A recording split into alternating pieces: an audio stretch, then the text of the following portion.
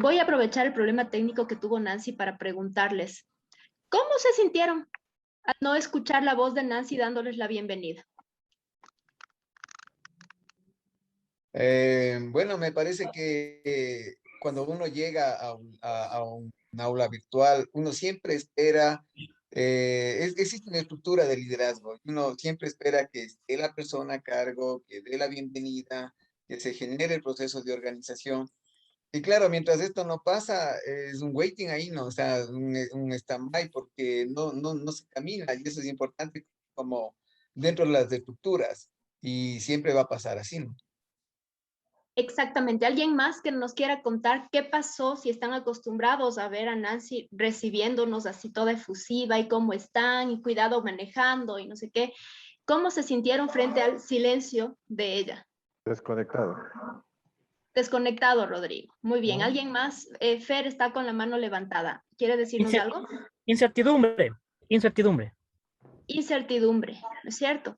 Bueno, esto es un poco para introducirles en el tema de las neuronas en espejo, en el tema de la importancia de las emociones en el aprendizaje. Si es que nosotros entramos a un aula y nuestro profesor está con la cara que yo procuré estar el día de hoy, que pocos me vieron porque estaba yo escondida, pero estaba súper seria, mordiéndome la lengua mientras veía que Nancy tenía problemas técnicos, sin ayudarle y sin apoyarle a ella para decirles, hola, ¿cómo están? Bienvenidos y demás, ¿sí? Si es que ustedes reciben a sus estudiantes así, ¿qué creen que pasa? Incertidumbre. Generamos Se desmotivan. generamos desmotivación. ¿Qué le pasa a este profesor? ¿Qué le pasa a esta profesora que está raro ahora? ¿Será que viene teniendo problemas en casa y ahora? Y si yo les digo, bueno, buenas tardes, voy a empezar por tomarles una lección. A ver, Roberto, ¿qué aprendió de las neuronas de espejo? Roberto Rosales. En las neuronas de espejo, chuta, ¿Leyó? sí leí un poco, pero la verdad, de memoria, sí, no. Y estaba más intentando contestar la pregunta que decías, ¿qué se siente cuando ves los gestos? O sea, ¿te imaginas un poco lo que está diciendo? Porque Nancy en su gesticulación es muy expresiva, pero claro, obviamente no se le Roberto, escuchaba. se me está desviando un poco del tema. Le pregunté si leyó. O sea, es importante que ustedes aquí vengan leyendo. ¿Leyeron las instrucciones del curso? Profe, está muy agresiva. Mira, por favor, prenda la cámara, porque yo no le veo. No, profe, se daña mi cámara, no funciona cuando yo prendo. Es su responsabilidad tener la cámara prendida, Nacida. Yo le voy a poner falta. No, profe, aquí estoy hablando. No sea así, profe. Perdonen, Diego está levantando la mano. Diego, ¿quiere decir algo? Estoy solo con datos. Sí, primero muy buenas tardes con todos. Acotando a la respuesta, no, bueno, sí es verdad también yo tengo problemas técnicos, por eso no puedo prender la cámara. Pero en cuanto a las células de espejo, sí me parece que era un aspecto importante de revisar antes de abordar los temas del curso, porque de acuerdo a la interacción en lo que estamos ahorita agresivos, pasivos, estamos con incertidumbre, de eso se trata las células de espejo, entender los sentimientos mediante las emociones que se transmiten para un mejor entendimiento de nuestros sentimientos y de los demás. ¿Cómo están los demás reaccionando hacia, por ejemplo, cómo está Cristina ahorita un poco agresiva? ¿Cómo está reaccionando el resto? Ajá, me parece. Bueno, parece que al menos Diego ha leído. Seguirán el ejemplo, ¿no? Seguirán el ejemplo. Janet, usted quería decir algo. Ya no, dígale que diga ya.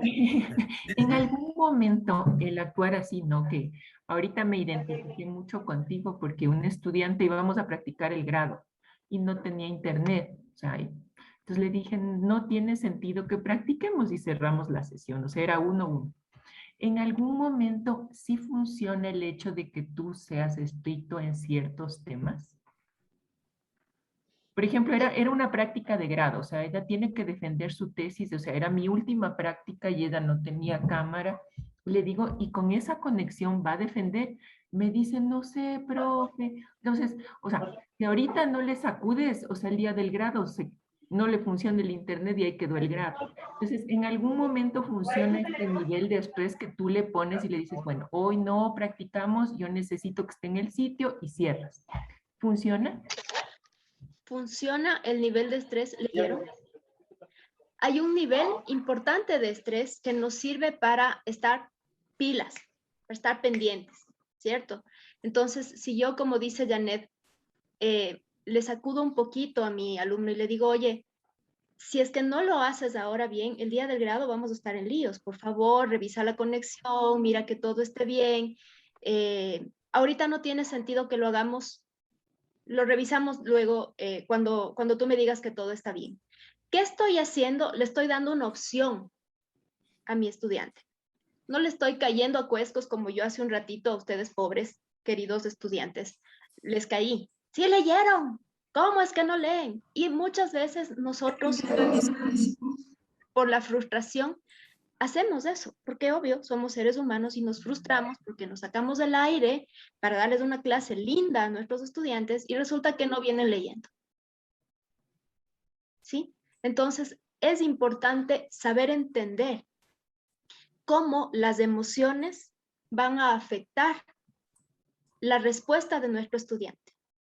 Si yo le digo, por ejemplo, a Angélica que está levantando la mano. Claro, la Angélica ya está levantando la mano seguramente porque, ¿qué no entendió? A ver, Angélica, dígame. No entendí nada. Ahorita entendí. No, es que mirándole su rostro ya no sé ni cómo me llamo. Bueno, quería preguntar algo, Angélica. No, yo quería decir sobre esto de las neuronas espejo, ¿no? Que decía al inicio, como comenzó usted con sus preguntas, ¿no? Yo tuve dificultad para entrar porque algo pasó con el centro y entonces yo estaba en espera, yo quise ser puntual, terminé de trabajar apenas, quise ser puntual y me tenía en espera y pasaban los minutos, ¿no? Y entonces con la actuación que usted tuvo, dijo, ¿qué leyeron? Personalmente me bloqueé, ¿sí? Porque ya entré primero en ansia, que no fui puntual y tenía que estar ahí, y después, ¿qué leyeron? Con todo el recurso de lo que mi trabajo y todo el día, dije, no, me bloqueé. Pero ya cuando comienza a hablar con más tranquilidad y explicando yo así, es el reflejo de lo que el otro muestra, inmediatamente yo lo asumo. Reflejo la actitud del que está frente. Y esa atención sí bloquea. O sea, esa es mi experiencia. La atención bloquea. Eso Niveles es lo que quería altos, decir. así es, Angélica, muchísimas gracias. Es muy valioso su aporte. Niveles altos de tensión nos bloquean. A todos, incluso a nosotros como profesores. José está con la mano levantada. José Guerra. Sí, de hecho, si las neuronas espejo pueden crear simpatía o antipatía, hemos vivido la experiencia ahora, ¿no? Nancy de alguna manera es la sonrisa que crea una empatía, pero la fuerza con la que tú entraste, Cristina, más allá de que creo que todos captamos que era simplemente un ejercicio, sí creó tensión. Esto me pone a pensar que aún nosotros que solamente estamos haciendo un ejercicio, podemos ponernos muy tensos. Cuán difícil puede ser cuando los estudiantes captan eso y no precisamente como un ejercicio. Pero no siempre creo yo que esto tiene que ver con cómo nos sentimos por dentro. Hay profesores, existimos profesores que a lo mejor tenemos una cara de por sí de enojados, un tono de voz que de por sí es fuerte, ¿no? ¿Cómo reconocernos y trabajar para no vender una mala imagen de lo que somos? Eso es un tema súper importante. Nancy quería decirnos algo y ya vuelvo con usted, José. Sí, solamente para complementar parte de las intervenciones que han hecho los compañeros, es súper interesante que nosotros tengamos en cuenta que estas neuronas espejo nos permiten generar un proceso muy natural para los seres humanos, aprender por imitación y por repetición. Cuando yo leía al principio esto de los experimentos de Giacomo Rosilati, de las neuronas espejo, decía, qué impresionante que es porque en nuestros hogares, o sea, desde nuestras casas, en nuestros núcleos, nosotros enseñamos, por ejemplo, a nuestros hijos cómo reaccionar. A veces el niño está jugando, bota con la pelota un jarrón, primer espacio de ejemplo y aprendizaje. Yo como mamá le puedo decir, ¿por qué te pusiste a jugar aquí? Que ni sé qué, ni sé cuánto. O le puedo decir, Me morí de las iras, déjame respirar y tranquilizarme mientras tanto limpia. Ya estoy dando un ejemplo para imitación y repetición. Y lo mismo ocurre también en los procesos educativos. Los estudiantes aprenden mucho de lo que nosotros damos a nivel de parte conceptual, académica, pero profes también siguen aprendiendo de nuestras actitudes, de cómo respondemos, de cómo reaccionamos frente al conflicto, de qué tan empáticos somos. Entonces, yo siempre les digo, lo que estamos enseñando va a durar 10, 15, 20 años, después va a cambiar, la verdad va cambiando. Pero estas cosas que nosotros dejamos como ejemplo de valores, de calidad humana, de empatía, eso marca la vida de nuestros estudiantes. Ellos están aprendiendo de la observación, de lo que nosotros hacemos de manera continua. En pedagogía hay un precepto súper importante, uno aprende más donde se siente mejor. Decía hace un momentito el compañero, me pongo en estado de estrés y ya no reacciono, ¿no? El estado de estrés alterado nos deja listos para reaccionar, no para aprender. Cuando Lorena Rueda empieza la clase, chicos, buenas tardes, tenemos un tema súper interesante. ¿Qué está haciendo? Haciendo que los estudiantes se sientan cómodos. Levanta la mano Rodrigo Martínez y de pronto no me da la respuesta que yo quería, pero le digo gracias, Rodrigo, por tu participación. Súper bueno, vamos, la aclaración iba por este lado, pero no estoy despreciando la participación, estoy haciendo que el estudiante se sienta cómodo en este espacio. Es impresionante porque Cris nos decía con su ejemplo, basta la mirada, el tono, un tipo inclusive de gesto, las neuronas espejo captan esa información. Y esa información nos permite tener ciertas reacciones, inclusive ciertas emociones a nivel físico. No sé si pudieron ver un video que colocamos en el aula de clase respecto a una explicación de un neurocientífico, el doctor Ramachandran me parece que era, que nos mencionaba cómo las neuronas, básicamente las neuronas espejo nos conectan con el otro. Nosotros podemos ver, pero también podemos sentir la sensación del otro. Este malestar que mencionaba el compañero ahorita, o sea, nos puso como en estado de alerta. Esta es una sensación, no porque me está al lado pellizcando, haciendo sentir mal, sino solamente porque yo percibo eso con mis neuronas espejo. Eso les pasa a los estudiantes cuando entran a sus aulas. Cuando Rodrigo empieza la clase y les dice, chicos, ¿cómo están? En segundos los estudiantes ya captan cuál va a ser su estado, cuál va a ser el ambiente en el que se va a desarrollar la clase.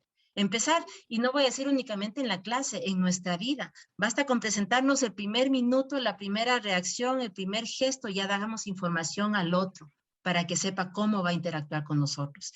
Obviamente, todos tenemos nuestra carga emocional, venimos con nuestras preocupaciones, pero este espacio de clase, queridos compañeros, es un espacio vital. Es un espacio, es una oportunidad de oro que nosotros tenemos como docentes para poder cambiar, para poder generar un espacio grato. Insisto, aprendo más donde me siento mejor. Entonces, desde la parte neurofisiológica es súper importante que tomemos en cuenta que esta percepción está latente en todos los periodos de aprendizaje, en todos los espacios. Y es por eso importante que yo les decía a los estudiantes con cámaras apagadas, yo no puedo ver estas reacciones. Mis neuronas espejo no pueden captar cuál está siendo tu reacción. Yo necesito verte y tú necesitas verme a mí para poder aprender. Desde el punto de vista de pedagogía, el poder interactuar y ver y reconocer al otro me apoya en el proceso de aprendizaje. Sí, gracias, Cris. Gracias, Nancy. Sí, efectivamente. Y volviendo un poco a lo que José nos decía, a veces sí, a veces tenemos el tono de voz fuerte, a veces tenemos el rostro de enojados, pero el momento en que nosotros, es cuestión de un segundo, el momento en que nosotros les decimos, como Nancy dice, buenos días, ¿cómo están? Aunque sea con el tono fuerte de voz y aunque sea con mi cara de ogro, entre comillas, los estudiantes comienzan a entender que mi disposición afectiva hacia ellos es otra. Y eso es lo más importante. Es decir, yo puedo tener una voz fuerte, yo puedo ser incluso una gritona, pero si mi disposición demuestra de alguna manera que estoy pendiente de cómo están y qué opinas de esto, y a ver, tú me entendiste, ponme un ejemplo de lo que estamos hablando. ¿Se te ocurre algo? Eso de alguna manera hace que nosotros logremos captar la atención de nuestros estudiantes más allá del aprendizaje por temor. Si es que ustedes revisaron en la información, el aprendizaje por temor se da. Claro que aprendemos. Pero hay una pequeña diferencia. El aprendizaje por temor es aprendizaje. El aprendizaje por emoción positiva nos permite hacer metacognición. Ya más adelante vamos a hablar un poco de la metacognición. pero es importante que vayamos entendiendo este pequeño detalle. Si yo aprendo algo con gusto, y es algo que me pasa con mis alumnos, ¿no es cierto? Yo les doy clase de psicología del desarrollo y les hablo de cómo los bebés aprenden de las mamás y tienen hermanitos chiquitos o tienen un primito. Van corriendo donde los papás y donde las mamás y les cuentan, la profe me dijo tal cosa y voy a ver si es que es cierto, y comienzan a ponerlo en su cotidianidad. Y ese es un poco el efecto que nosotros queremos cuando trabajamos con nuestros alumnos considerando los factores emocionales, ¿sí? Irina quería decirnos algo. Está con el micrófono bloqueado, Irina. Gracias. Sí, bueno, justamente respecto de las emociones y el aprendizaje, me parece muy importante que nosotros les enseñemos a nuestros alumnos a aprender no solamente la parte teórica, sino la parte de control emocional.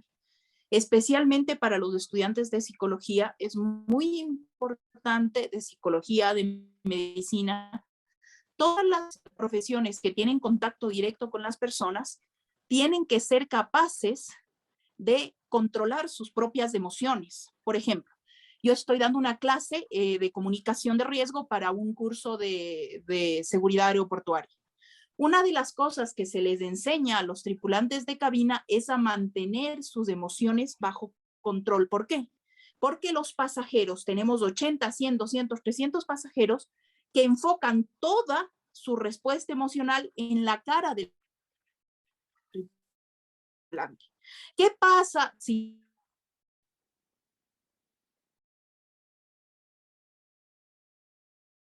¿Nos bloqueó Irina o me bloqueé yo? No, se congeló. Se congeló nos, Irina. se nos congeló. Sí. Irina se congeló. no necesariamente es el correcto? En ese caso, nosotros tenemos exactamente la misma responsabilidad. ¿Qué significa que tenemos la misma responsabilidad?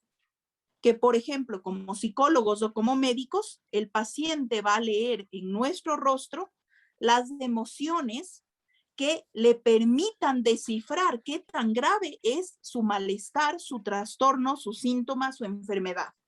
Y por ende, nuestro propio control de las emociones y un poco lo que nos decían a nosotros en la universidad, que el rato que tú entras a terapia, el rato que tú entras a trabajar, tienes que dejar tanto tus creencias, tus paradigmas, tus convicciones e incluso la teoría en el asiento de atrás, empatizar con el paciente y ser capaz de contener primero al paciente, pero controlando tus propias emociones. Eso es importante, porque caso contrario nosotros empezamos a transferir, empezamos a resonar.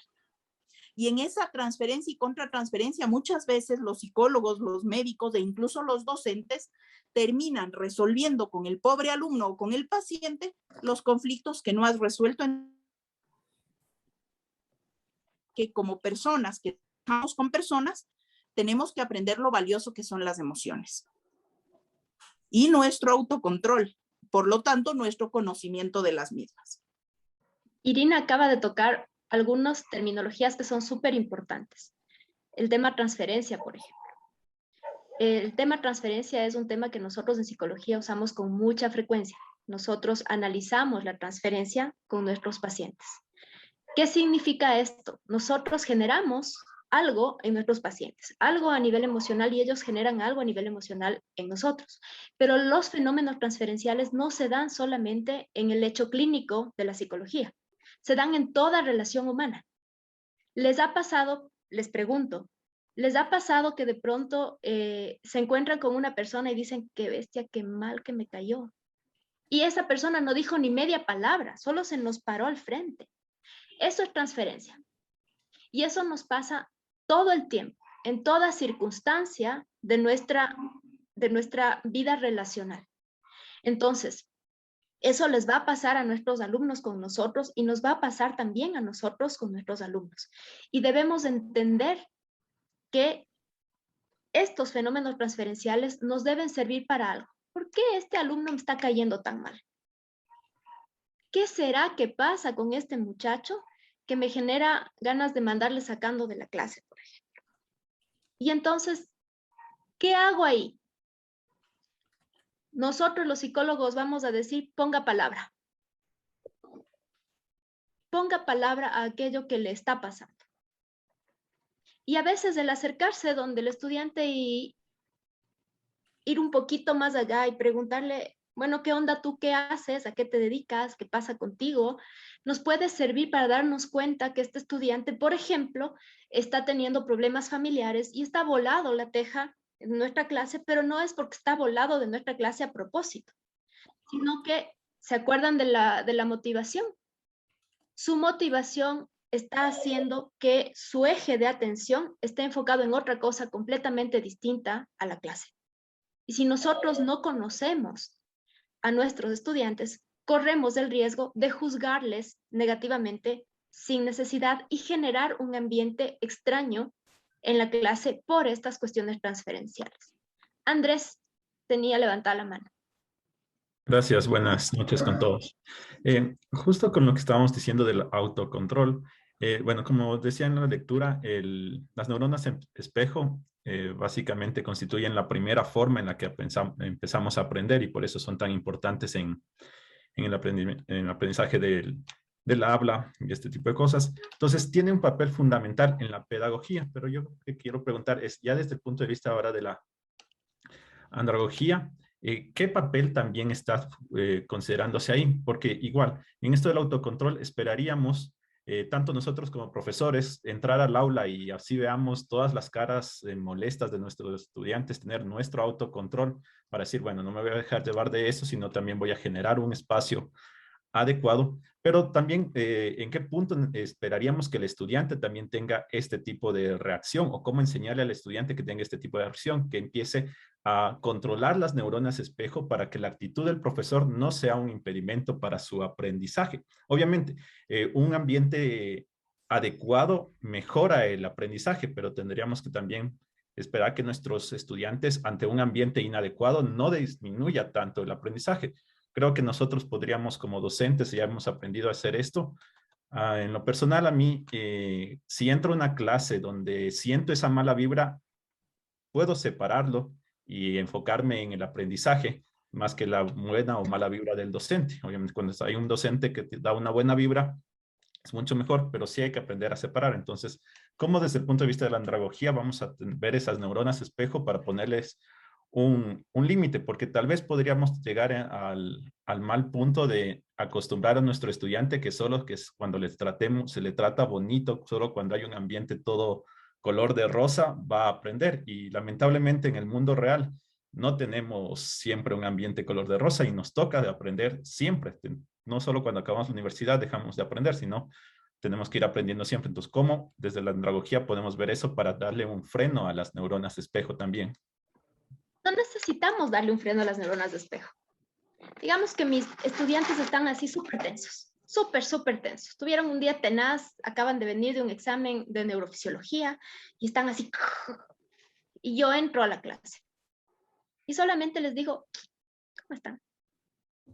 Esa sonrisa, hay estudios que determinan que si yo sonrío, el otro, sin querer queriendo, como dice el Chavo del 8, va a sonreír. Y la sonrisa, esa cosa tan sencilla, va a generar toda una activación de neurotransmisores vinculadas con sensaciones placenteras. Entonces, las neuronas de espejo, de hecho, nos sirven precisamente a nosotros en el campo de la andragogía o de la... El término de ahí les veo que están diciendo que sería bueno reflexionar sobre el tema andragogía y créanme que lo vamos a hacer. Ya en el último módulo, la última semana, me parece que vamos a entrar de fondo a la andragogía, entrar de fondo al trabajo con estudiantes universitarios, pero es importante que nosotros entendamos cómo se dan estos procesos. Entonces, no se trata de bloquear a las neuronas de espejo porque no es posible. Yo puedo entender la emoción del otro y en tanto entiendo la emoción del otro puedo reaccionar frente a eso. Eso se llama empatía. Entonces, a veces decimos, empatía, póngase en los zapatos del otro. ¿Ya qué hago? Entonces me saco mis zapatos y me voy y me pongo los zapatos del otro. No es tan fácil. El ponerse en los zapatos del otro implica entender cómo yo, Cristina Orbe, me sentiría si estuviese en ese lugar. El día de hoy estuvimos dando un taller en el H-Gona a los doctores de cómo dar malas noticias. Y les decimos que den una mala noticia a un paciente. Entonces, un doctor le decía a su paciente ficticio que su hijo venía con una mala formación y que probablemente no iba a vivir más de un año y que lamenta mucho que la situación y que en todo caso van a estar ahí para apoyarles. Punto, se acabó. Luego le sacamos al doctor ficticio y le dijimos, ahora piense que va a dar esa noticia a la persona que más quiere en este mundo. Y vaya y dé la noticia. ¿Qué pasó ahí? Muchas de las personas que estábamos en el auditorio sentimos un nudito en la garganta y unas ganas de llorar porque este doctor se agachó, le tocó, le abrazó, le dijo, esperemos que todo salga bien, yo te voy a apoyar, no te puedo mentir, pero vamos a hacer todo lo posible porque las cosas funcionan. ¿Qué pasó ahí? Este doctor se puso en un lugar distinto. Logró ponerse en este lugar del otro, en tanto ese otro le representaba una persona importante en su existencia. Luego le preguntamos quién era y era su esposa. Entonces, claro, él se sintió identificado porque además de darle la mala noticia a su esposa, él estaba recibiendo la mala noticia de que su hijo venía con una mala formación y que probablemente iba a morir en un año. Entonces, cuando nosotros hablamos de esto, este doctor no es que controló sus neuronas de espejo, porque no se puede, fluyeron, pero lo que hizo fue asumir un rol en función de entender ese lugar del otro, desde donde este otro me está hablando, desde donde este otro se está posicionando. ¿Sí? Sí. Ahí si me permites un ratito, Cris, es súper importante porque esta parte emocional, nosotros de alguna manera nos decía Cris, no la podemos controlar de manera forzosa, pero sí podemos generar espacios. Hay prácticas que, por ejemplo, las profesoras de preescolar tienen con los niños y que serían efectivas para todos los niveles. ¿Qué le decía la profesora de preescolar cuando el niño llegaba a la clase? ¿Qué fue lo más bonito del fin de semana? Y el niño, cuando recuerda esto, me fui al parque y vimos esto y salí. Cuando nosotros recordamos, volvemos a vivir literalmente, o sea, nuestro cerebro emite las mismas hormonas de placer, de felicidad que vivimos en ese tiempo, en esa situación. Cuando entramos a una clase y en lugar de decir, tenemos prueba y de eso depende el 10% de la nota, le decimos a los chicos cómo les ha ido, qué tal este día, Andrés, ¿cómo te va? El simple hecho, fíjense ustedes, queridos compañeros, el simple hecho de tratar con el nombre al estudiante genera en él una reacción diferente. Ya no le digo, por favor, ¿usted qué opina? La señora que está por aquí, sino con el nombre, Janet, ¿cómo estás? ¿Qué opinas sobre esto? Vean la sonrisa de Janet, es inmediato. El saber que me reconocen, que me tratan bien, genera una reacción inmediata en nuestros estudiantes. Y esto no nos toma mayor tiempo. Yo a los chicos, cuando empezamos clases, por ejemplo, les pongo en parejas. Conversa con tu compañero, ¿qué fue lo que más te impresionó, lo más lindo de la clase anterior? 1 minuto. ¿Qué están haciendo viendo la cara del otro? Yo estoy predisponiendo. O cuéntame cómo te va, si estás manejando. Cualquier palabra que nos ayude a conectarnos con nuestros estudiantes nos ayuda a generar una conexión mucho más válida para el proceso de aprendizaje. Los aprendizajes significativos, o sea, los que nos quedan de aquí para largo, los que nos sirven para hacer algo fuerte, importante en nuestra vida, son aquellos que se vinculan a este tipo de emociones. Nosotros hemos pasado por miles de aulas con profesores que tuvimos en la escuela, en el colegio, en la universidad, y yo les garantizo que si ustedes cierran los ojos pueden recordar a ese profesor, que no se acordarán qué les enseñó, pero que marcó en algo una diferencia en su vida. Entonces, desde la parte emocional siempre podemos hacer algo para predisponer a los grupos con los que vamos a trabajar. Como bien decía Cris, los chicos pueden venir de problemas en su casa, pueden venir con complicaciones en otras materias, con problemas de salud. Por eso es importante tomarnos un tiempito cuando vamos a empezar la clase para que los chicos se ubiquen aquí y ahora conmigo en mi clase. Cuando yo entro solamente y digo, a ver, las preguntas, ¿entendieron? Sí, no entendieron ninguna pregunta, perfecto, avancemos. No estoy generando esa conexión. Les insisto, la parte emocional es importante para generar aprendizajes significativos. Gracias, Cris. Ok, gracias, Nancy. Paulina. Sí, yo quería agradecerte, Cristina, por esta dramatización de hoy, porque justamente esta mañana mis alumnos, antes del examen de contabilidad, que no es pues el más agradable de dar, ¿no? Estaban súper bajoneados porque tienen un profe de matemáticas muy duro que les ha dicho en la primera clase, lo que ustedes quieran preguntar, pregunten. Y cuando los chicos, obvio, vienen de diferentes niveles de matemáticas de sus colegios, estoy hablando de los chicos de primer nivel, comenzaron a preguntar, él realmente se molesta por las preguntas, realmente se molesta, se indispone porque los chicos hagan preguntas. Entonces los chicos han optado por quedarse callados. Y en la clase de hoy, el profesor les ha dicho, si ustedes no preguntan, yo pregunto, y al que no me responda, le pongo 0.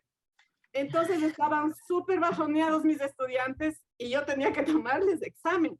Y quiero agradecerles por el documento que nos hicieron leer, porque ustedes en uno de los documentos nos decían qué tan importante es que el cerebro esté predispuesto, ¿no? Relajado, que haya un momento de respiración para que puedan pensar mejor. Yo les necesitaba centrados en contabilidad y no con este pesar tan grande que ellos tenían. Entonces les dije, muy bien, apagar las cámaras, todo el mundo se va a levantar, quiero que muevan sus brazos, quiero que vayan a tomar agua. O sea, necesité dar un tiempo para que ellos realmente dejen este pesar muy sentido, muy lógico, para que puedan centrarse en contabilidad, y las notas están bastante bien. Entonces les agradezco porque fue como anillo al dedo. Y ahora que Cristina hizo la dramatización, me sentí en los zapatos de ellos en su hora de matemáticas. O sea, qué estrés. Yo les digo, he hecho todas las tareas del módulo, pero cuando Cristina entró así, me bloqueé. Eran las neuronas de espejo y yo hice ya todo el módulo, o sea, no puede ser. Les impactaste, Cris. Sí, gracias. Chévere, Pauli, muchas gracias. Moni Bravo. Gracias. Bueno, quería hacer algunas reflexiones.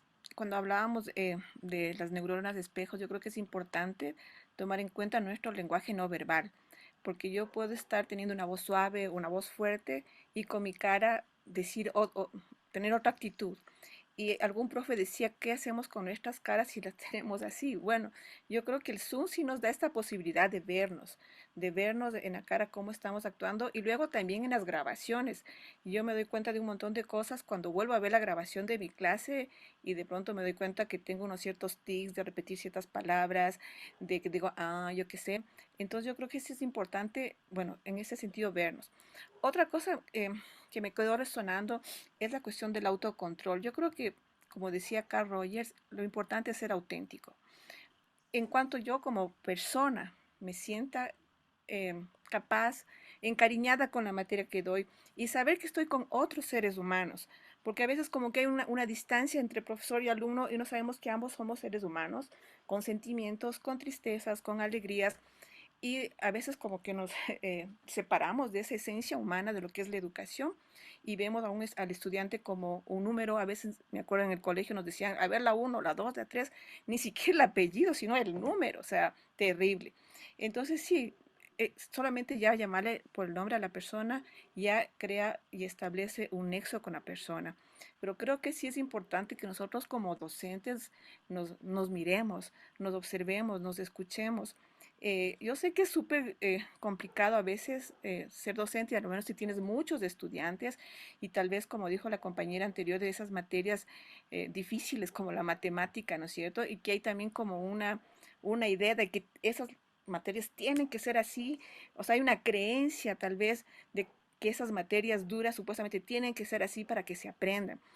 Y como ella dice, todos están súper temerosos, pero es que las matemáticas tienen que ser así, y no es así. Yo creo que es cuestión de metodología, pero sobre todo de saber que estamos con otras personas, con otros seres humanos, y que la educación, como dice nuestra pedagogía ignaciana, tiene que estar centrada en el estudiante. Es decir, el estudiante es una persona que siente, que sufre, que se alegra, y cuando nosotros logramos esa empatía real, no de autocontrolarnos, decir, voy a fingir que no me caen o que no me caen mal, o que me siento bien cuando yo estoy triste, sino que ser auténtico con mis sentimientos y ser empático con el otro. Cuando yo logro entender que otra persona que es estudiante también es persona igual que yo, creo que las cosas mejoran y nos hacemos más auténticos y reales, y vamos a manifestar esas neuronas espejo que no son conscientes, según lo que yo leía. Es algo que yo no estoy racionalizando, voy a actuar o comportarme así, sino que es mi ser real el que está actuando, y ese ser real es el que me van a percibir. Entonces yo creo que también es un trabajo de nosotros, de un desarrollo personal de cada uno de nosotros, para también mejorar nuestra calidad de clases, no solamente a nivel metodológico y neurológico y neurocientífico, sino desde la parte humana, que creo que a veces con el estrés de los días se nos va olvidando. Gracias. Gracias, Moni. Súper importante lo que acabas de decir. Y sí, o sea, el entender la parte humana no es solamente entender la parte humana del estudiante, también es entender la parte humana nuestra. Y si yo llego a clases después de que me chocaron el auto con una sonrisa adornado, no me van a creer, porque no estoy siendo auténtica. Pero si yo llego y les digo, chicos, me acaban de chocar el auto, auxilio, espérenme un ratito a tomar un poquito de agua, ellos entienden perfectamente lo que está pasando. Y claro, se preocupan y la dinámica de la clase se torna distinta. Es más o menos como cuando en la clínica los papás nos dicen, es que yo trato de hablar con mi hijo adolescente y le pregunto, ¿y cómo estás? Bien. ¿Y cómo te fue? Bien. ¿Y qué hiciste? Nada. Son las típicas respuestas de los chicos. Y yo le pregunto, ¿y usted le cuenta a su hijo alguna vez cómo le va, qué hizo en el trabajo? ¿Desde cuándo le cuenta o no le ha contado? No, ¿para qué le voy a preocupar a mi hijo con esas cosas que son problemas de adultos? No necesito preocuparle al chico con los problemas de adultos, pero sí le puedo decir, hoy estoy triste. No, para ti no hay porque muy bien me metí. Hoy estoy cargado emocionalmente. Hoy tengo hambre, hoy estoy muerta del sueño, estoy muerta del cansancio. Esas cositas pequeñas que no implican llegar a un nivel de intimidad alto, permiten que el otro entienda dónde está parado ese que está parado al frente mío. Y entonces la dinámica transferencial mejora completamente. Gracias, Moni, por su participación. Eric Chiriboga. Buenas noches. Bueno, mi inquietud iba referente a que, bueno, hablamos de la empatía, hablamos de las neuronas de espejo, de que uno tiene que mostrarse atento, despertar el interés de nuestros estudiantes, pero mi inquietud es cómo manejar, cómo controlar esta buena predisposición para que, bueno, claro, mi estudiante no diga, bueno, este profe es chévere, este profe no se complica, entonces el estudiante se me carga. Entonces, ¿de qué manera yo llevo la parte atenta con también el control y, bueno, saber poder direccionar adecuadamente para que el estudiante no tampoco sobrepase ese límite estudiante-maestro y, bueno, la disciplina que debe haber y toda esa situación? Espero me pueda ayudar Cris o Nancy en esta situación. Si me permites ahí, Cris, creo que es súper importante, Eric, que nosotros tengamos en cuenta que en los espacios de aprendizaje, cada grupo con el que vamos a trabajar es único. Y si nosotros trabajamos con 2 grupos, nosotros también vamos a ser únicos y diferentes con cada grupo. ¿Sí? Esta parte de la empatía, de las neuronas espejo, nos hacen tener reacciones, acciones, motivaciones diferentes con los estudiantes. Pero hay una cosa que sí es súper importante, nos ha tocado ver algunos casos de profesores, por ejemplo, que son bien jovencitos. Y este ánimo de llevarme bien con mi grupo hace que empiece a manejar un tipo de lenguaje, a compartir un tipo de temas. Es súper importante, queridos compañeros, los profes somos profesores. Los chicos van a encontrar amigos en cualquier otra parte, pero la misión en la que estamos nosotros ahorita es ser sus profesores, es poder orientar y apoyar. Los estudiantes, especialmente aquellos que son bien jóvenes, están en este tipo de ver hasta dónde voy, hasta dónde puedo ir rompiendo límites. Y obviamente si los profesores no tenemos claridad de cuál va a ser nuestra misión, vamos a empezar a tener situaciones que nos pueden afectar inclusive emocionalmente. Alguna vez me contaba una compañera que empezó clases, se presentaba con los estudiantes, ella jovencita, recién graduada, y uno de los chicos le dijo, ella acabó de darles explicaciones de la clase y preguntó, ¿alguien tiene alguna pregunta, alguna inquietud? Y un chico levantó la mano y le dijo, ¿tiene novio? Y todo el resto de chicos empezó a reír. Entonces yo le pregunté a ella, ¿qué hiciste? Y me dijo, también me reí y no le hice caso. Entonces esa situación, esa respuesta de ella le generó un conflicto durante todo el año escolar. Acabó con dolor, o sea, gastritis, dolor de estómago, se le bajaba la presión, porque estas cuestiones emocionales también nos afectan físicamente. Entonces es importantísimo aprender a manejar esta parte emocional. Hay varios autores, algunos siguen mucho, por ejemplo, la teoría de las inteligencias múltiples y la inteligencia emocional. Aprender a manejar este tipo de situaciones porque nos pueden generar conflictos que pueden afectarnos hasta físicamente. Entonces, insisto, para este tipo de situaciones no hay una fórmula mágica. Nos toca evaluar, observar mucho y prepararnos, ¿sí? Gracias, Nancy. Ahí voy a echar un poco otra vez mano de la psicología. En la psicología hay algo que se llama encuadre. ¿Qué significa esto? Yo pongo los límites. Es decir, si yo dejo los límites claros y estos límites son explicados, consensuados con los estudiantes en las primeras clases que nosotros tenemos con ellos, ellos saben a qué atenerse y saben hasta dónde. Entonces, sí, yo puedo ser muy chévere con mis estudiantes, pero el momento en que un estudiante, por ejemplo, yo soy loca con el celular, loca, me vuelve loca, ¿por qué? Porque a mí me da curiosidad. Como buena psicóloga soy súper curiosa. Si le veo a un estudiante que está así, digo, chuta, ¿qué estará haciendo? Y me vuelo de lo que estoy tratando de explicar a mis estudiantes. Entonces yo les explico esto, les digo, verán, para mí el celular no es permitido en la clase, no puedo, no lo logro porque me da curiosidad.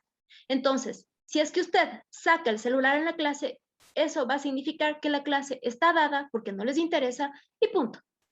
No me creen. Primer estudiante que veo con el celular en la clase, les digo, ok, pregúntenle a su compañero qué es lo que entendió del resto de la clase. Nos vemos, chicos, hasta la próxima. ¿Qué estoy haciendo ahí? Estoy poniendo las reglas bien claras del juego. Entonces, no les estoy diciendo, ¿por qué está con el celular? No, le estoy dando la responsabilidad a ese estudiante de haber transgredido un límite que yo puse y que ellos estuvieron de acuerdo en un momento inicial del trabajo en la asignatura que estoy impartiendo. Si nosotros dejamos las reglas del juego súper claras, los chicos saben perfectamente a qué atenerse y no tienen necesidad. Aunque algunos prueban, el momento en que yo reencuadro, el momento en que yo les hago acuerdo de este era el límite, ¿se acuerdan? La típica, ¿no? Yo no tomo lista a la mitad de la clase, porque me interrumpen, les hago entrar un poquito más tarde, pero no tomo lista a la mitad de la clase. Vienen, pero profe, póngame la segunda hora, qué pena.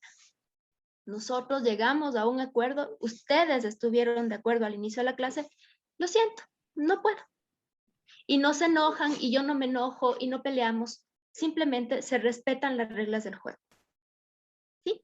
Rodrigo. Gracias, Cristina. Sí, quería acotar un par de cosas. Bueno, me sumo a lo que dijo Paulina, la importancia del material que está disponible. Me está haciendo mucho clic. Pero otro tema que quisiera manifestar es que qué importante también será trabajar en nosotros, ¿no?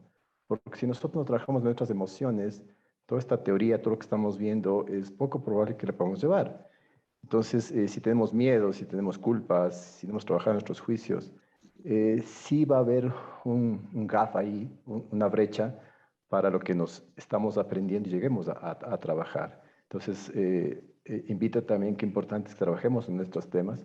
Ejemplo, si a mí en mi casa me dijeron que nunca me mueva, ¿cómo voy a pedir a mis alumnos que se muevan para que se sientan bien? Entonces, la importancia de eso y sobre todo eso nos llevará a que juzguemos menos y que nuestros juicios sean más funcionales. Solo eso quería acotar. Muchas gracias, Rodrigo. Enrique. Buenas noches con todos. Bueno, la inquietud que tenía básicamente es eso. ¿Qué pasa cuando los acuerdos de clase no son cumplidos? O sea, no creo que podamos llegar con una sonrisa y decir, jaja, no han cumplido, les pongo 0, jaja. O sea, tampoco somos coaches para estar con esa sonrisa todo el tiempo pese a que el mundo se caiga. Esa era la primera parte, ¿no? Cuando las cosas fallan, o sea, en el más extremo de los extremos. Yo dicto una clase en donde los estudian arquitectura. Los estudiantes se ponen las reglas de clase, los estudiantes hacen casi que su pensum de enseñanza porque son los niveles superiores, pero hay veces en que incluso eso falla. ¿Qué sugieren como posición? Yo tengo mis estrategias, no les compartiré porque la idea es de escucharnos todos, la primera parte. Y la segunda parte, leí en una de las lecturas, y esto quisiera que me clarifiquen un poco, dice, los traumas pueden realambrar el cerebro. Los traumas de la niñez o de la adolescencia pueden realambrar el cerebro. Eso quiere decir que un trauma puede generar un daño físico y que podemos cambiar, o sea, digamos, conciencia, nuestra manera de aprender, manera de ver al mundo y volvernos de lo que éramos una persona X realmente en una persona y tener incluso que tomar medicación y toda la cosa. O sea, eso digo porque ya en la universidad, en los procesos de tutoría que a veces llevamos, miramos que un estudiante que en primer nivel le conocimos X, en quinto, séptimo, octavo nivel está totalmente en otro planeta. Esas eran las dos inquietudes. Muchas gracias, compañeros. Sí, ¿te parece si yo voy con la primera y tú con la segunda, Cris? Dale, Nancy. Sí, cuando hemos tenido, es súper cierto lo que tú mencionas, Enrique, a veces uno se planifica, se organiza y llega el momento de las exposiciones y las presentaciones o algún tipo de evidencia de aprendizaje y no hay nada. Entonces, cuando se presentan estas situaciones, yo creo que una de las ventajas que tenemos es estar trabajando con adultos y llegar a acuerdos claros sobre consecuencias. Y es mucho más fácil de llevar este proceso cuando las consecuencias y las reglas también son negociadas con nuestros estudiantes. Entonces, chicos, vamos a tener este proyecto, significa un trabajo muy fuerte para todos. ¿Qué pasa con los que no presenten a tiempo? ¿Qué pasa con los compañeros que no participan? ¿Qué pasa con los chicos que no cumplen con lo que tienen que cumplir? Cuando este tipo de aclaraciones y de consecuencias son negociadas o salen de los propios estudiantes, es más fácil asumir. ¿Sí? Ya no hay el reclamo ni hay la imposición. Recordemos que con el adulto la imposición o el castigo no es válido. Es la negociación. Y hacerles a ellos partícipes de esto es súper importante. Me hizo recordar, Cris, yo trabajo con mis estudiantes y yo trabajo con celulares todo el tiempo. Entonces yo les pongo a investigar, les pongo a trabajar y están con el teléfono todo el tiempo. Pero la regla es súper clara también, como decía Cris en este encuadre. Si por A o B razón me doy una vueltita por ahí y veo que están haciendo una cosa que no corresponde a la materia, el trabajo de ese día se pierde y se saca cero. Es la regla. ¿Estamos de acuerdo, chicos? Sí, sí estamos de acuerdo. O me dicen, no, no estoy de acuerdo. ¿Por qué? Negociemos. Cuando ellos se sientan parte de esta negociación, cuando se sientan parte de las decisiones que se está tomando, es más fácil asumir estas consecuencias, querido Enrique, que como mencionabas, no siempre van a ser positivas y pueden ser negativas, pero hay un compromiso y una claridad de lo que puede pasar. Ahí, mi Cris, ¿tú la siguiente? Sí, solamente para completar esto, el hacer que los estudiantes asuman no la culpa, sino la responsabilidad. Es importante. Es decir, si yo le digo, tú tienes la culpa porque hiciste esto, nos fregamos.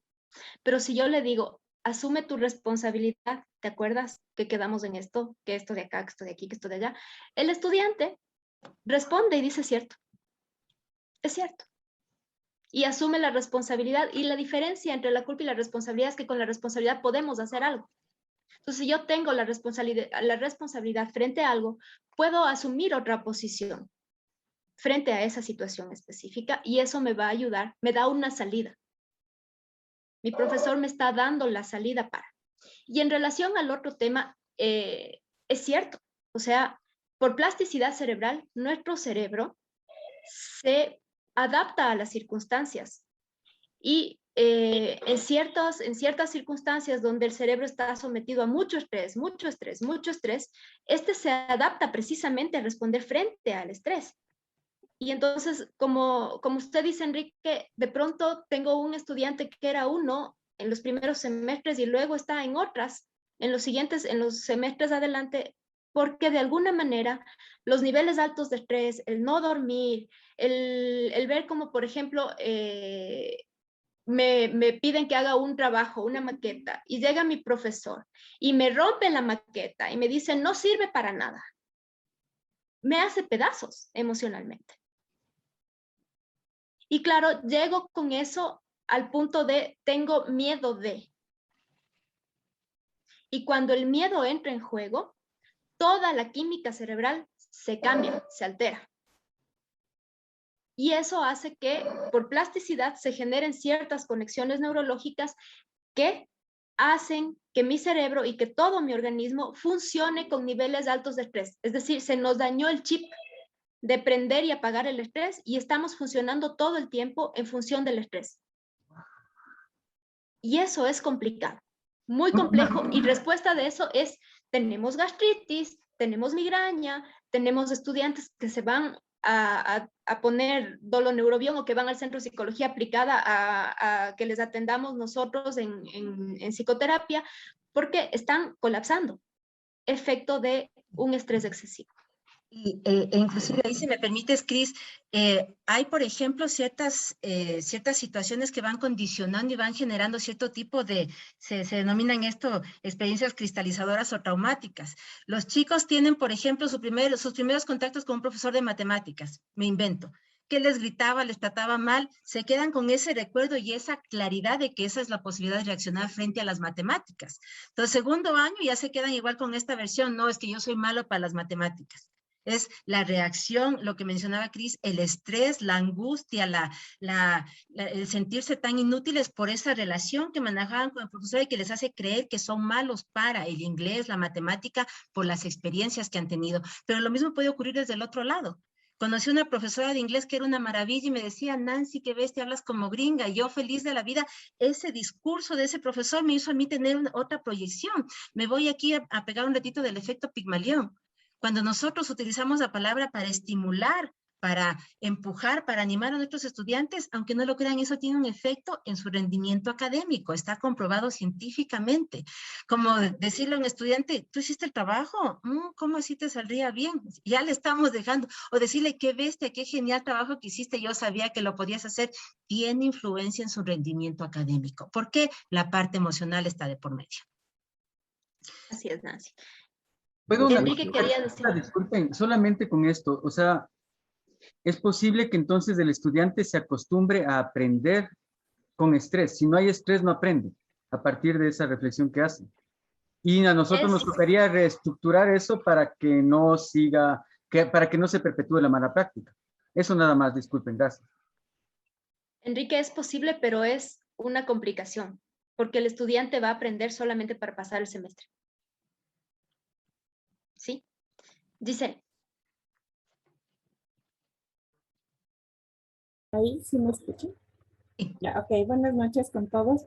Para acotar nada más en esto del estrés, hay que tener en cuenta que, claro, el estrés es bueno, de cierta manera, poniéndolo entre comillas, porque es lo que nos permite reaccionar, ¿no? Es lo que nos permite estar alertas ante algunas situaciones, pero hay que tener en cuenta también que hay ciertos grados de estrés que se convierten ya en patológicos, en donde empezamos a tener, qué sé yo, cortisol, neurotransmisores como el GABA, que empiezan a bloquearnos el aprendizaje, ¿sí?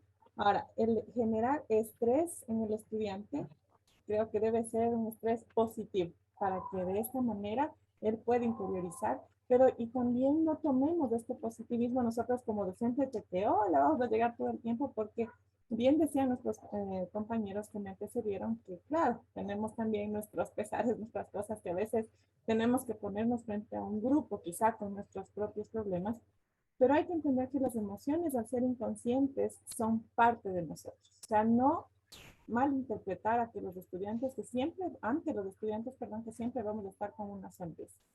Como bien lo decían, todo va a tener su consecuencia. Depende de ellos si es favorable o no es favorable. Ahora, deben elegir, al llegar a un consenso, ellos sabrán, claro, hice algo que no estaba dentro del consenso, tengo algo desfavorable. Y también es aceptar las emociones. Nosotros como docentes también, si tengo ira, perfecto, tengo ira, pero debo manejar, que no se vaya a transmitir en un sentimiento en contra de mi grupo que me deje mal, porque ya saben que hacemos 99,000 cosas bien, pero la una que hicimos mal es la que marca en nuestros estudiantes y en esa se quedaron y no nos van a olvidar nunca. Pero hacerles entender que esas emociones las aceptamos, las acepto yo, no siempre tengo que estar alegre, las acepto y las manejo. Dejo que eso pase y para ayudarles a ellos también que puedan manejar, porque no todo en la vida va a ser positivismo, pero sí el manejo adecuado de ellos. Eso, totalmente gracias. De acuerdo, Giselle, muchísimas gracias. Evelyn.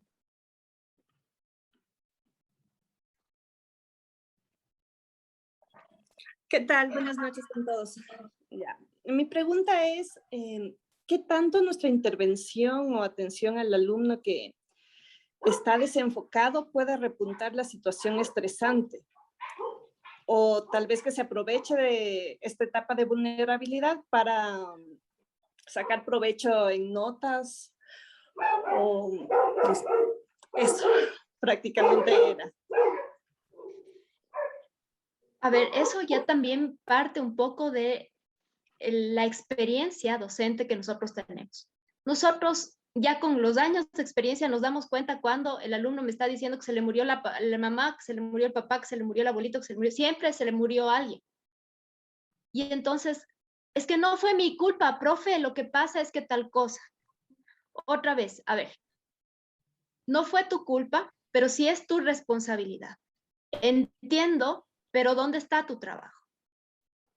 Entonces, el asumir ese lugar de ser responsable de mi formación, porque ojo, estamos trabajando con alumnos universitarios. Ellos son los responsables de su formación y nosotros somos facilitadores. Les damos información universal. Ellos son los que tienen que ir a profundizar en ciertos temas que les interesa. Ellos son los que tienen que de alguna manera trabajar esos elementos que les parecen importantes para su formación. Entonces, no nos desviemos creyendo que todo tiene que ser color de rosa para ellos. No. Ellos deben tener las cosas bien claras y ahí va a funcionar mucho mejor. Santiago. Hola, ¿qué tal? Mi pregunta va relacionada al trabajo con pequeños, con niños. Es parte del por qué el estudio en este curso. Enseño meditación con movimientos del cuerpo y no he tenido problemas con adultos, con jóvenes, adolescentes, pero resulta que con los niños de los primeros años de escuela, ellos aprenden con silbatos, de esos pitos de educación física. Ellos aprenden y les dicen, ya, firmes, y les alzas la voz para que ellos se formen y hagan caso. Entonces yo me he visto a mí mismo, me veo alzando la voz para que ellos hagan caso. Opté por ello porque vi a los otros profesores que hacían ello. Yo recién estoy enseñándoles a ellos. Entonces yo digo, ¿hasta qué punto es bueno enseñarles de esa forma? Porque de cierta forma están como programaditos a una cierta voz, a un tipo de voz, a ciertos gestos. Entonces, y por el otro lado, mi trabajo es enseñarles a no estar estresados y de pronto recurrir a esas herramientas en las que no sé si realmente estoy haciéndolo bien con estos pequeñines que tienen 6, 7 años. Entonces, por allí va mi pregunta. Sí, si me permites ahí, mi Cris, una partecita. Es importante, querido Santi, que tengamos en cuenta que este tipo de reacciones, de actitudes se van formando en los estudiantes a lo largo de un tiempo considerado. Entonces, si por ejemplo, les voy a dar una situación que alguna vez viví, fue la mamá con la hija a mi oficina y la señora me decía, ¿cómo va a creer Nancita que perdón las palabras, que esta tonta, que esta estúpida se deja pegar, se deja tratar mal por el novio, que es un ni sé qué y ni sé cuánto? Y la niña con la voz bien bajita le decía, no mami, no es cierto, cállate tú que sabes, le gritaba la señora. Le pedí a la chica que salga y le pregunté a la señora, ¿usted le quiere a su hija? Y me dijo la señora, sí. Por supuesto, por eso estoy aquí. Le dije, sí, pero su hija está recibiendo esta información. Mi mamá me quiere y me ama y se preocupa por mí y me trata mal y me insulta y me imagino que también le violentaba, pero eso está normal. Por eso es que ella cuando tenía a su pareja, su enamorado, este chico le gritaba, le maltrataba y le pegaba, pero ella tenía la idea de la persona que me quiere también puede hacer eso. Entonces los niños, los pequeñitos aprenden en los sistemas educativos, al menos porque es una repetición súper constante, el pito, el grito, el haga silencio, haga rapidito y no moleste. Y durante todo el tiempo de su formación, los años que reciben este discurso, aprenden a generar esto. No vamos a lograr un cambio de la noche a la mañana, pero sí se puede hacer cambio siempre. Obviamente te tomará algún tipo de estrategia, de buscar alternativas, de tener este contacto con los chicos, pero también de tener claridad que no son cambios de la noche a la mañana. Cada grupo con el que trabajamos, insisto, es un grupo único. Y solamente quería complementar un momentito la intervención que decía la compañera anterior. Es súper importante que hagamos que los chicos asuman su responsabilidad, pero también que tengamos en cuenta que nosotros somos profesores, no somos especialistas. No podemos decir que tiene estrés crónico, que tiene depresión, que tiene déficit de atención. Eso lo dicen los especialistas. Nosotros como profesores podemos escuchar al estudiante y orientarle y decirle de pronto puedes dar esta situación, busca ayuda o yo te ayudo a buscar ayuda. Pero tengamos cuidado con esto de los diagnósticos de parte de los docentes. Somos profesores, no somos especialistas en esas áreas, ¿sí? Listo, Cris. Gracias, Nancy. Y Santi, una cosa importante cuando uno trabaja con niños pequeñitos es necesario que tomemos en cuenta que ellos están aprendiendo sobre su cuerpo, sobre su subjetividad, sobre el manejo de ellos mismos en un entorno. Entonces, el poder con ellos trabajar, que entiendan su propio proceso es súper importante. El ver cómo un niño, por ejemplo, es súper rígido y yo le acuesto y le hago que se relaje y le digo, a ver, siente la manito, comienza a mover la manito. Ese tipo de cosas así súper básicas permiten que este niño vaya tomando conciencia de su propia corporalidad y que vaya adquiriendo estrategias propias de control que van a ir mucho más allá del pito o del grito. Entonces, usted puede hacer un cambio importante en el trabajo con estos niños, más aún si es que está haciendo esto, ¿no? Si se está dando una clase que les ayuda a los chicos a tomar conciencia de su cuerpo, no pierda esa oportunidad porque es una oportunidad valiosa y única y súper necesaria para que ellos aprendan que tienen que tomar control de su propio cuerpo, más allá de lo que el otro pueda hacer o pueda exigirme, yo puedo hacer. ¿Sí? Germania.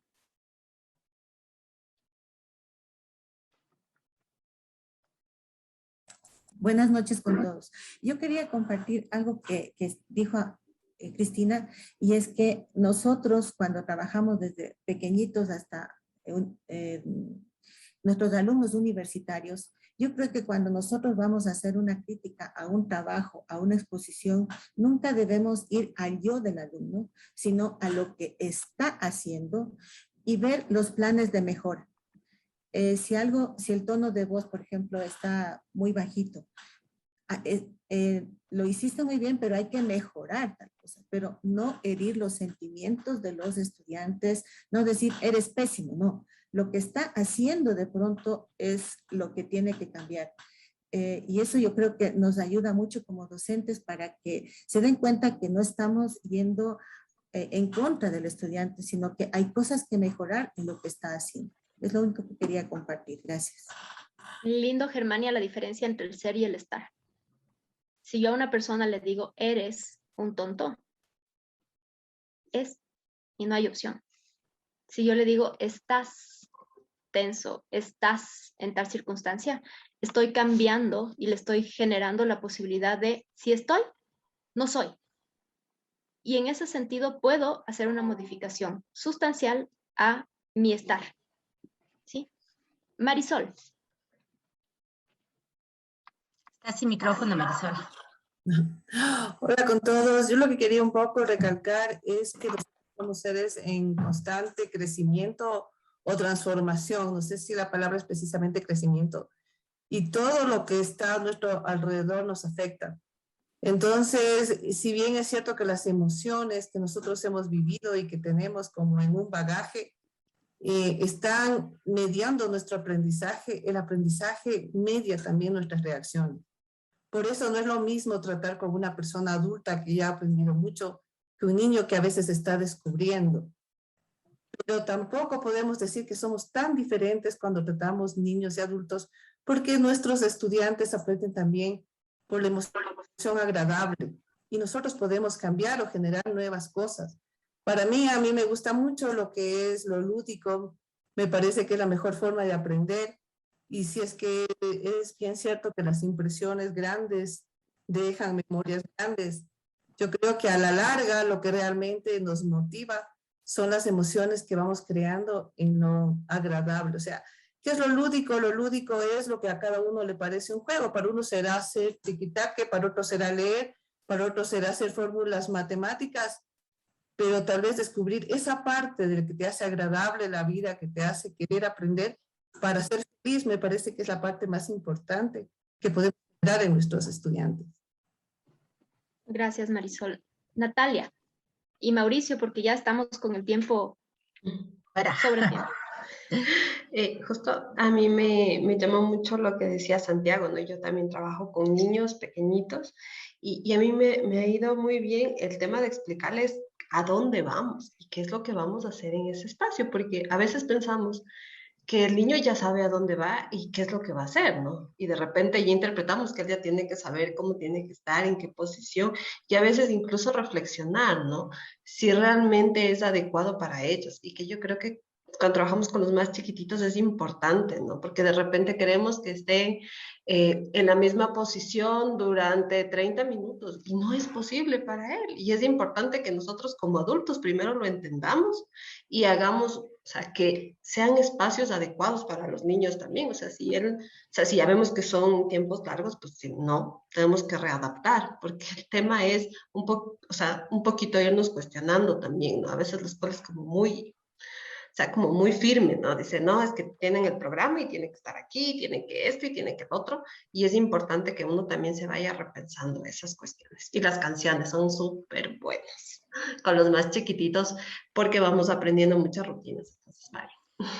Yo diría, Nati, que no es solamente para los chiquitos, o sea, los seres humanos en general nos encanta jugar, nos encanta la música, el arte, y les invito mucho a que curiosemos un poquito por ahí cómo podría vincular estos elementos en mi clase, sea la que sea, y van a ver la reacción diferente de los estudiantes. Esta parte de sonreír, de escuchar, de tener un ambiente bonito, a los adultos, no a los niños, a los adultos, a todos los seres humanos nos encanta reírnos, nos encanta jugar. Puede estar usted con un grupo de gerentes de un banco que el rato que les pone a jugar son otros. El rostro cambia, la empatía, esta conexión de las neuronas se modifica. No importa la clase que tengamos, yo puedo tener una clase de contabilidad avanzada, vamos a hacer un proyecto, chicos, pongo una musiquita suave por ahí de fondo, cambia la reacción en el cerebro, la música ha estado durante todo nuestro proceso de evolución. Así que les invito a buscar estos elementos que van a mejorar de alguna manera la interacción, no solamente con los niños, sino a todo nivel, ¿sí? Mauricio quería decir algo y ya para ir cerrando. Para cerrar, ya levanté la mano y ya bajé la mano, pero no me olvido, no me olvido. Yo solamente quería, escuchando a todos los compañeros, colegas, solamente quería puntualizar algunas cositas que quizás podríamos llevarnos. Uno, que el asunto del estrés y la condición misma de lo malo que nos resulta el estrés tiene que ver con la cronicidad, es decir, con lo crónico. Cuando permanece durante mucho tiempo, esto termina dañándonos, no en el estrés estacional, es decir, si yo genero un momento de tensión, esto hace que mi cuerpo se prepare para la lucha, para la huida, lo cual no significa algo bueno para los procesos inclusive de aprendizaje. Pero cuando esto permanece en un estado constante, crónico, todo el tiempo, entonces allí el cuerpo empieza a cansarse y luego ya no podemos reaccionar de la manera correcta.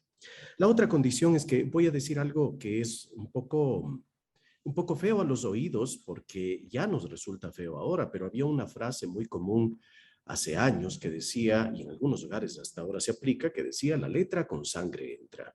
Y claro, cuando nosotros ponemos esta frase, decimos todos, no, esto es imposible, así no funcionan las cosas. Yo les digo que no, en realidad sí, la letra con sangre entra. Y esto me imagino que aquí ya se les pararon las orejas. ¿Qué pasó? Pues sí, lo que pasa es que la letra con sangre entra en la connotación que tenía, era que cuando más bravo era el profesor, más reaccionaban los estudiantes. Y por supuesto, si ustedes recuerdan, a mí me daban con la regla aquí y me dolía muchísimo y me levantaban de las patillas, por eso ahora ya no quiero tener patillas, pero me levantaban de las patillas, yo era bien bajito y era un dolor terrible. Sin embargo, yo me acuerdo de las tablas. ¡Qué terrible! Ah, pero ¿cómo aprendiste? Sí, es cierto. Yo terminé aprendiendo, y muchos de los que estamos aquí terminamos aprendiendo algunas cosas a partir de ese dolor, a partir de que nos pusieron en una tensión tan terrible que terminamos aprendiendo. Ahora, la cuestión es que esta es una emoción, el miedo. Y a partir del miedo terminamos aprendiendo.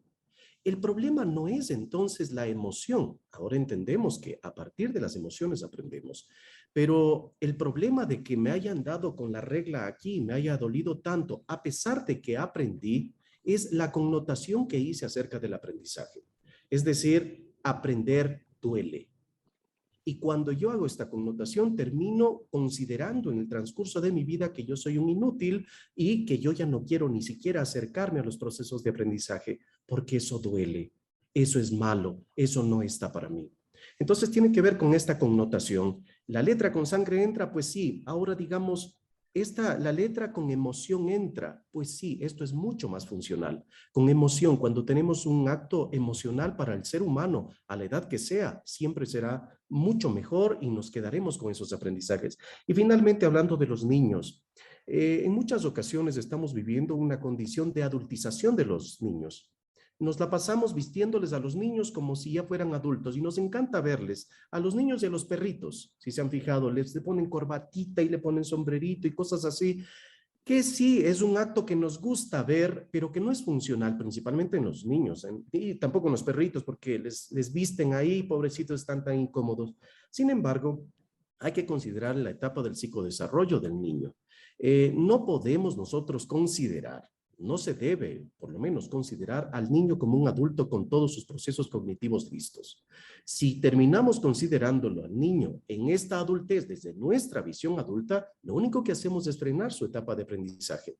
Un niño de los 0 a los 3 años, a los 5 años, hasta los 7 años, es una esponjita que no está todavía desarrollados totalmente sus procesos cognitivos, por tanto no va a aprender desde ese lado. Aprenderá desde el movimiento, aprenderá desde la conducta, porque todavía no ha desarrollado sus procesos cognitivos. Ya a partir de los 8 años, 9 años, empezará a tener esta lucidez y entonces podremos hablar en otros términos. Pero sí, en el proceso de enseñanza-aprendizaje es necesario considerar que no enseñamos nada, sino que lo aprenden todo. Y a partir de eso, ponernos en este lugar de no adultizar a los demás y considerarnos como seres humanos tan y más inclusive que estamos en proceso de aprendizaje. Eso nada más. Muchas gracias. Perdón si me tomé mucho tiempo. Muchísimas gracias, Mauricio. Muy valiosa su intervención. Y algo que quiero acotar a eso, sí, estamos adultizando a los niños y estamos infantilizando a los adultos. Les dejo como reflexión. Adri Monesterolo, qué gusto verte. Bueno, no te veo, pero saber que estás ahora sí ya me ves. ¿Qué tal? ¿Cómo están? No, bueno, muy lindas, uno siempre aprende en estos espacios. La de semana pasada estuve más perdida porque con tanta terminología técnica era muy difícil para mí. Esto ha sido más fácil, pero quería aportar en el diálogo que propuso Mauricio.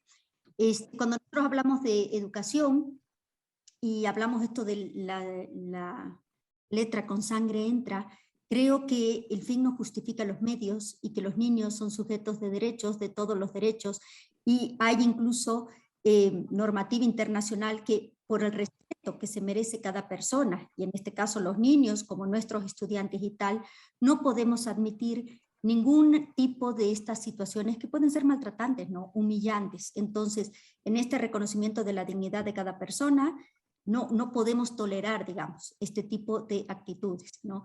Y en ese sentido, también el Comité de los Derechos del Niño, por ejemplo, cuando habla de la educación de los niños, se establece esto de que no es posible el castigo físico ni nada como medida para educar, para establecer disciplinas y tal, ¿no? Entonces, solo eso, gracias. Muchas gracias, Adri. Bueno, en honor a su tiempo, muchísimas gracias por estar aquí. Ha sido, como siempre, súper enriquecedor compartir con ustedes y nos vemos la próxima semana, Nancy. Sí, solamente agradecerles muchísimo. Ya vamos entre estas y las otras cerca de la mitad del curso. Les voy a hacer una recomendación pequeñita. En esta semana 2 hay una actividad en la que se pone los nombres de las hormonas. En esta actividad, por favor, no se olviden. Tienen que poner con letra mayúscula la primera letra, porque si no, no van a tener resultado en la actividad y se va a borrar. Entonces, la primera letra mayúscula y el resto ya va siguiendo sin ningún inconveniente. Cualquier problema, Panchito está súper atento para poder apoyarles, igual Cris o yo, ¿sí? Les agradecemos muchísimo por su valiosísimo tiempo. Nos vemos la próxima semana y que tengan una linda noche todos. Un gusto. Hasta luego. Gracias.